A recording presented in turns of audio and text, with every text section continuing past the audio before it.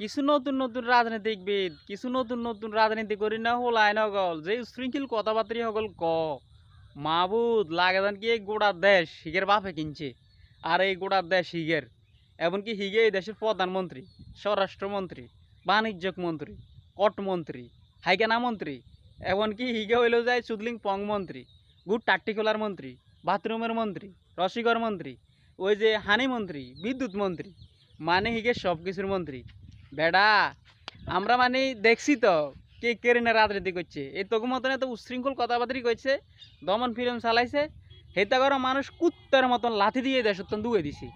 আর যেগুন ভালোভাবে চলছে মানুষের ক্ষতি করে না এগুলো এই বাংলাদেশে এখনো আছে ওপেন ফিল্ডে আঁটে কেউ যদি আরে জিগেতে চান কে হেতারা আমি পার্সোনালি হেতা কথা কম ওপেন ফিল্ডে আঁটে উশৃঙ্খল কথাবার্তা কম যেত না বেটা তুই কালকের রাজনীতিবিদ বেটা আরও 20 বছর আগে রাজনীতিবিদ হয় এত উশৃঙ্খল কথাবার্তা কও না